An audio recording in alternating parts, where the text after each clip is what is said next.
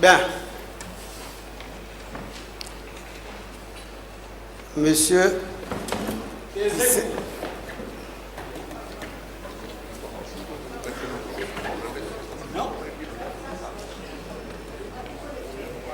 Monsieur Hissène Habré.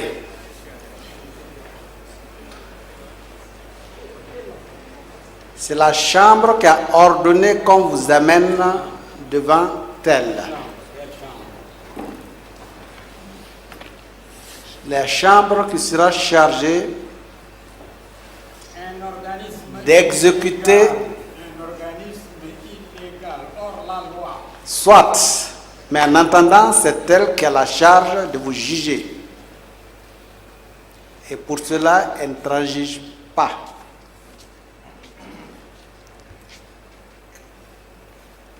Que vous soyez consentant ou non, elle a ordonné que vous soyez amené de force. Et en tous les cas, comme vous connaissez très bien ce principe, cet adage, force reste à la loi. Bien, maître, est-ce que vous pouvez donner lecture de l'ordonnance de non-lieu partiel, de mise en accusation et de renvoi devant la chambre extraordinaire de M. Hissène Habré? Voilà. Ordonnance de non-lieu partiel, de mise en accusation et de renvoi devant la Chambre africaine extraordinaire d'assises. Nous, Jean Kandé, Souleymane Teliko, Absatouli Diallo, Abdul Aziz Diallo, juge à la Chambre africaine extraordinaire d'instruction au sein des juridictions sénégalaises, vit l'information suivie contre un Hissène Habré, né en 1942 à Faya-Lacho, de Habré Michilami et de Corée de Bila, de nationalité tchadienne, juriste, administrateur civil, domicilié à Dakar au quartier Wakam, BP 10364, inculpé de crimes contre l'humanité, crimes de guerre et torture, détenu suivant mandat de dépôt du 2 juillet 2013. Hissène Habré est né en 1942. Il a passé son enfance dans sa ville natale de Faya. Il a fréquenté l'école primaire jusqu'au niveau du certificat d'études dans cette ville. Après l'obtention de son certificat d'études, il a été recruté comme membre du personnel local des éléments militaires français basés à Faya. Et ceux-ci ont remarqué très tôt qu'il est doué d'une très grande intelligence et d'une grande vivacité d'esprit. Alors leur chef, le préfet du BET, du Barkou Enedi Tibesti, recommande son dossier aux autorités centrales pour un poste dans l'administration territoriale. C'est ainsi qu'Hissène Habré a été nommé en décembre 1959 comme sous-préfet adjoint du Barkou à Faya. Après avoir servi pendant quelques années à Faya, il est nommé sous-préfet intérimaire à Mao, dans le Kanem, puis sous-préfet titulaire à Moussoro le 23 juillet 1963. Il ne mettra pas beaucoup de temps à Moussoro car, bénéficiaire d'une bourse d'études, il doit s'envoler en France pour des études. À la fin de l'année 1965, notamment en novembre, il est rentré au pays et est aussitôt nommé à un poste de directeur au ministère des Affaires étrangères. Et en 1971, le président Tombal fait appel à Hissène Habré pour l'associer à sa politique de réconciliation nationale. La chargée de mission auprès, non pas de Abbassidik, mais plutôt du DERDE. Le DERDE est le chef coutumier supérieur des Toubou, qui s'est réfugié en Libye depuis 1966, suite à des exactions perpétrées par des jeunes administrateurs tchadiens inexpérimentés sur sa population. Mais une fois arrivé dans la capitale libyenne, M. Habré, qui nourrissait son propre rêve de grandeur, a préféré tourner le dos à Tombalbaye, adhérer au Frolina et s'est lancé dans l'arène politique. On peut parler également de la stratégie du positionnement anti-libyen. Cette stratégie lui a permis de séduire plusieurs puissances étrangères qui l'ont aidé à gravir les hautes marches de l'État jusqu'au poste de Premier ministre. Le dernier ressort utilisé par M. Habré pour se faire connaître est l'instrumentalisation des clivages ethniques, régionaux et religieux. À partir de là, M. Habré est déjà devenu un homme politique puissant. Il ne cherche plus à émerger, il cherche à partir de là à prendre le pouvoir. Donc, entre 1979 et 1982, il a tenté à 3 reprises de s'emparer du pouvoir par la force. La 3e tentative s'est couronnée de succès le 7 juin 1982. Dès l'arrivée de Hissène Habré au pouvoir le 7 juin, il a adressé en fait un appel, il a lancé un appel à l'endroit de ses opposants pour leur demander de faire la paix, de se réconcilier pour construire ensemble le pays. Pendant ce temps, les troupes FAN ont commencé à faire mouvement vers le sud, qu'ils ont envahi pratiquement à la fin août, entre fin août et début septembre, c'est-à-dire à partir de la 2e moitié d'août jusqu'au début du mois de septembre 1982, les forces armées du Nord ont donc occupé le sud. Mais peu de temps après la conquête du sud, les FAN se sont livrés se sont comportés comme une armée étrangère en pays conquis, en fait, en multipliant les exactions sur les populations, les pillages, les vols se multiplient en toute impunité. Les cadres de l'administration, de l'ancienne administration, sont persécutés. Certains ont carrément été exécutés. À l'exemple du préfet du Logone occidental, Ningayo Karioum, à l'exemple du sous-préfet de Bébidja, Roassim, à l'exemple du journaliste et avocat Pierre Ousmane Touadé, à l'exemple aussi du colonel Alafi, assassiné dans son village en octobre 1982. Tous ces comportements ont fait qu'il y avait eu un mécontentement général au sud. Alors, face à cette situation, les CODO sont donc créés comme mouvement de résistance en 1983. Et ils ont commencé à attaquer les installations gouvernementales, les troupes gouvernementales, à travers des embuscades sur les pistes ou à livrer une guerre économique au gouvernement. Puisque l'économie du Tchad reposait sur le coton, donc les CODO attaquaient les marchés de coton. Vu la multiplication des actes posés par les CODO, le gouvernement a décidé de réagir. D'abord, par la force, c'est-à-dire la répression. Donc les forces gouvernementales interviennent dans les villages pour réprimer les CODO en principe, mais quand ils arrivent, les CODO, ils posent leurs actes et ils disparaissent dans la nature, dans la brousse. Donc ce sont les paysans, les populations civiles qui payent le pot cassé. Parce que ces populations sont accusées d'être les complices des rebelles.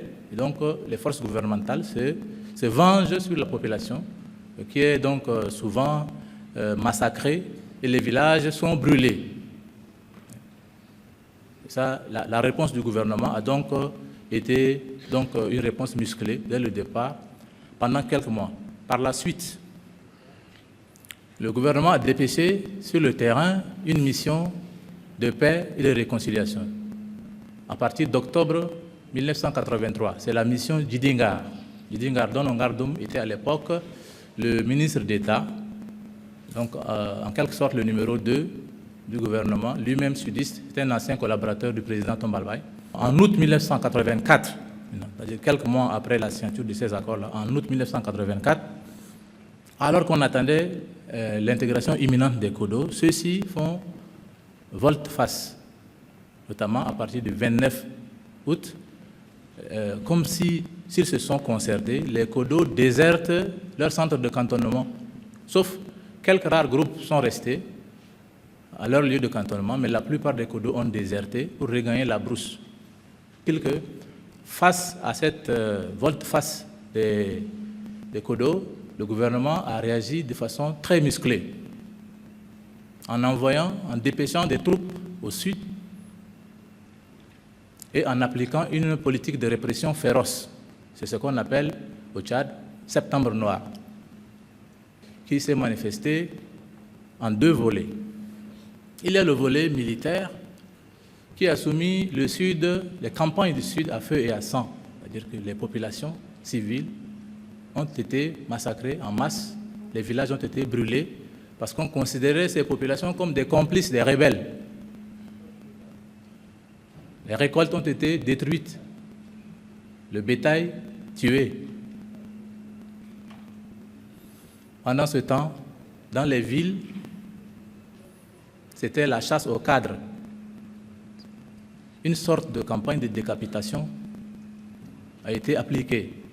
Donc, nuitamment, parfois de jour, des cadres sont arrêtés et le plus souvent, ils ne revenaient pas. Ces événements se sont prolongés au-delà du mois de septembre, parfois jusqu'au mois jusqu'à l'année 1985. Et c'est justement à partir de 1985 que la deuxième phase de cette guerre du Sud a commencé, c'est-à-dire la phase du dialogue. En fait, en octobre 1984, le président Habré a dépêché sur le terrain une mission dirigée par Ibrahim Mamad Itno, le ministre de l'Intérieur, qui a passé plusieurs mois, je dirais même plusieurs années au Sud pour négocier avec les Kodo. Au même moment où les hostilités avaient cours sur le terrain, il essayait de prendre contact avec les différents groupes Kodo. Ensuite, ces efforts ont été renforcés par une visite, la première visite du président Habré au Sud en mars et avril 1985. Au cours de cette visite, il a lancé un appel à la paix, notamment à Sarr. Il a lancé un appel à la paix et à la réconciliation en direction des Kodo pour signer un accord. Et après ces accords, beaucoup de Kodo ont effectivement déposé les armes et rallié le gouvernement. À la faveur du remaniement du 23 mars 1986, il y a 3 leaders Kodo qui sont entrés au gouvernement. Voilà, Monsieur le Président, ce qu'on peut dire sur les rapports du gouvernement Habré avec les populations du Sud.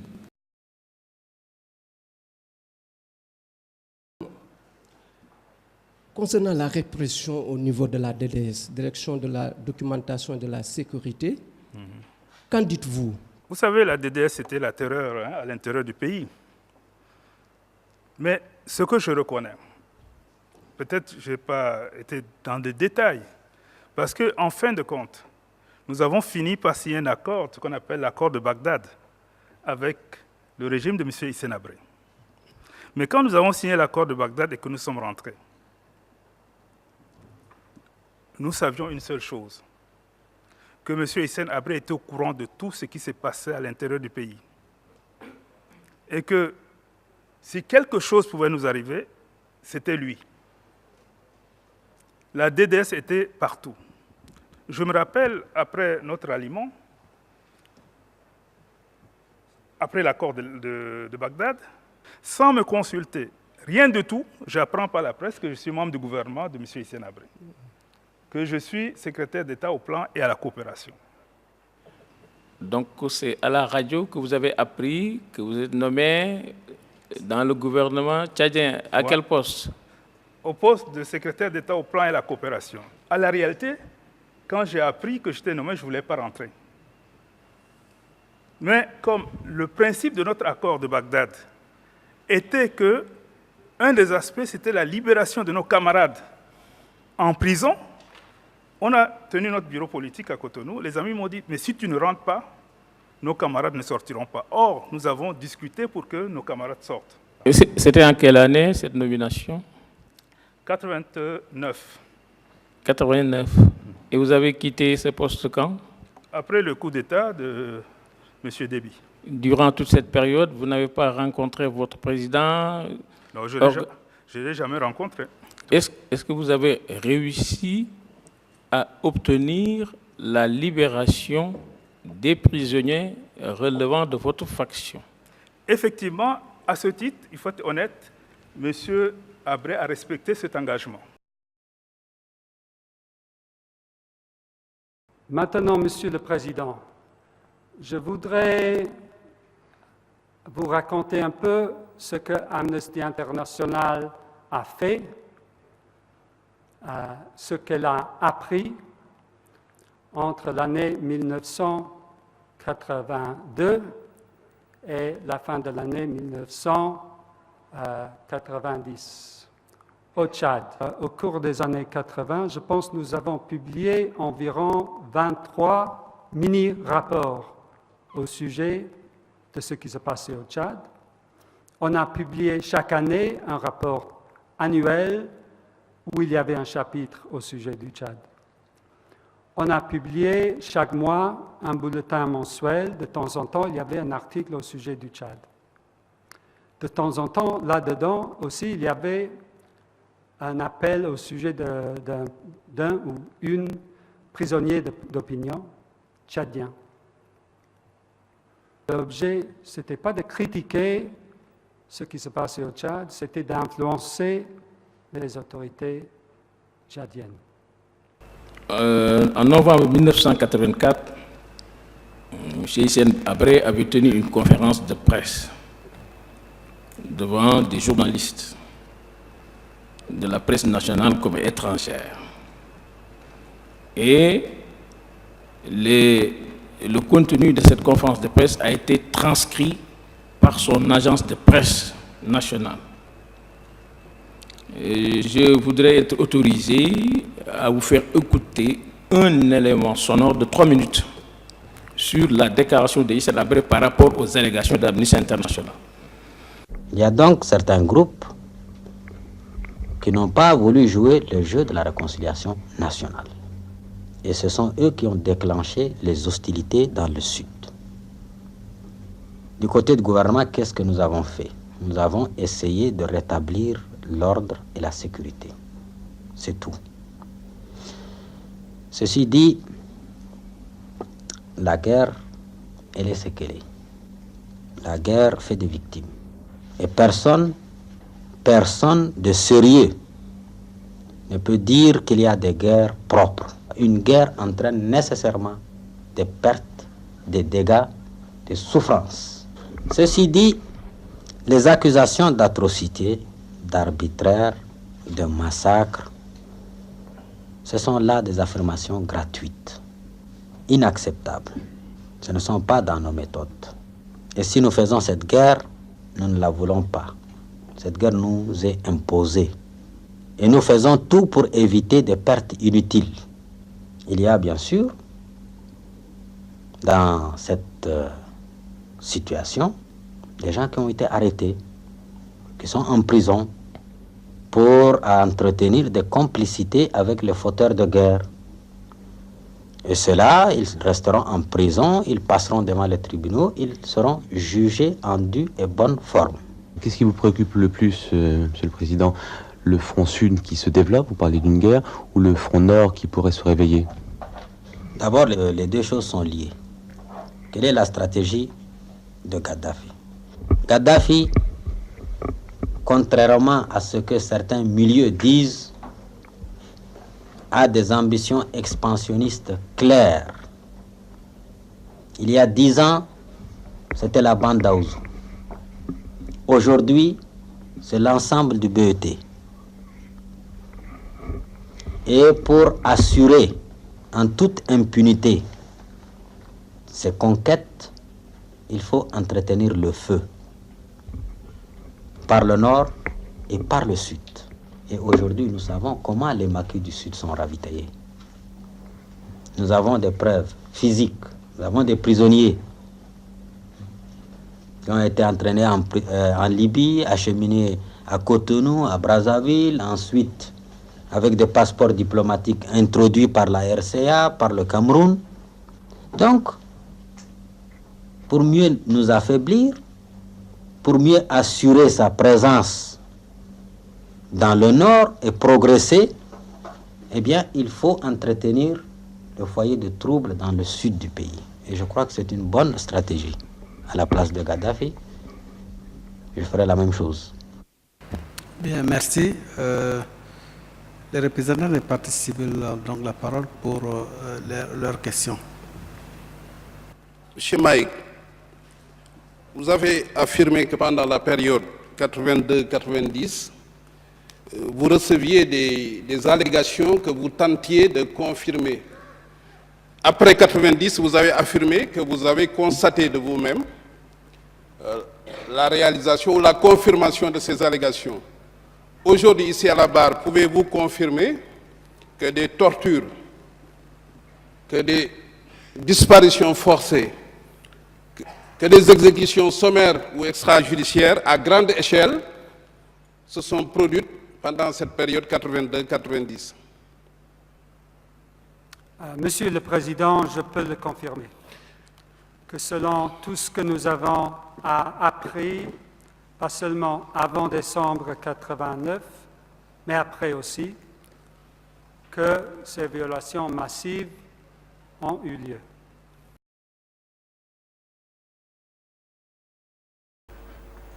Je voudrais dire que les crimes commis par le régime de M.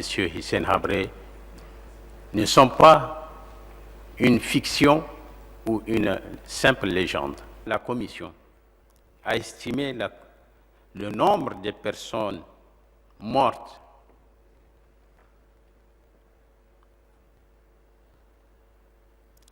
à 40 000 victimes. Certains trouvaient cela un nombre exorbitant. Mais c'est une estimation de la commission d'enquête. Et comment nous sommes partis à ce chiffre? Nous avons à N'Djamena seulement, il y a à N'Djamena seulement 7 centres de détention. La piscine, la prison piscine, la prison appelée locaux ou messe de sous-officiers, la prison de la présidence de la République, la prison de la gendarmerie, la prison de la brigade spéciale d'intervention Bessir, la prison du camp des martyrs, la prison située au quartier Moursal. 7.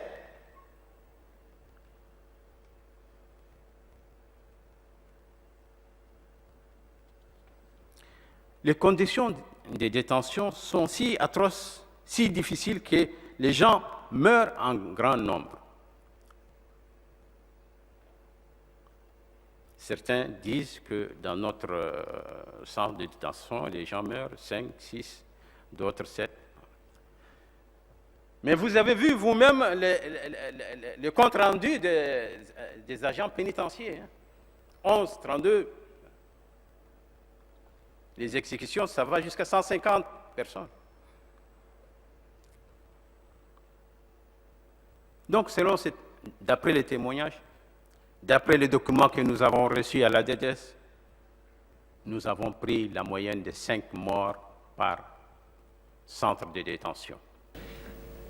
Alors, M. Abakar, la première page, au 3e paragraphe, M. Saleh Younous, donc interrogé le 11 novembre 1991 à N'Djamena, et donc ancien directeur de la DDS, a dit ceci. Nous nous connaissons de longue date avec l'ex-président de la République et c'était en fonction de cette familiarité et de sa confiance qu'il plaçait en moi que j'ai été nommé directeur de la DDS. Est-ce que vous pouvez confirmer que M. Younous a déclaré, devant vous, a déclaré cela? Bien sûr, c'est un PV de la commission. Et puis, à la page 2, si vous tournez la page, mon rôle, comme celui de tout directeur, était de coordonner les activités de la direction, de centraliser les renseignements recueillis et de les transmettre au président. Oui. Et à la page 3, premier paragraphe, les ordres d'arrestation nous parviennent toujours du président par écrit ou verbalement. Oui. Deuxième paragraphe, toujours page 3. En principe, ni moi ni mes collaborateurs n'avons l'initiative des arrestations, mais certains de mes collaborateurs, tels que Bichara Shaibo, mon adjoint à l'époque, et Issa Harawai, avaient une grande marge de liberté dans leurs actions, car ils rencontraient eux-mêmes directement le président. Oui. Quatrième paragraphe. Il est vrai que beaucoup de prisonniers sont morts d'épuisement ou de maladie dans les geôles de la DDS, mais d'autres sont enlevés la nuit des geôles ou même de chez eux directement et disparaissent. Ces opérations-là, ou plus exactement ces exécutions, étaient toujours ordonnées par le président et exécutées souvent par Issa Haraway. Oui. Sixième paragraphe. Je ne peux pas procéder à une libération de détenus que si le motif est mineur et surtout avant qu'une fiche ne soit adressée au président, car dans ce cas, seul le président peut décider de libérer le détenu. Oui. La quatrième page, paragraphe 2. Mais plusieurs de mes collaborateurs étaient souvent convoqués directement par le président de la République, qui leur confiait ces tâches sans passer par moi. Il arrivait quelquefois qu'à la suite de l'élimination d'un Tchadien à l'étranger, le président me demandait d'enquêter sur l'affaire alors que c'était lui-même qui en avait donné l'ordre. Oui. Troisième paragraphe. Il faut reconnaître que la mission première qui était assignée à la DDS a été progressivement modifiée par le président lui-même. La direction devait s'occuper au début de la sécurité intérieure et extérieure du pays, et notamment de contrecarrer toute action des Libyens contre le Tchad. Mais petit à petit, le président lui-même a donné une nouvelle orientation à la direction et en a fait un instrument de terreur. Oui.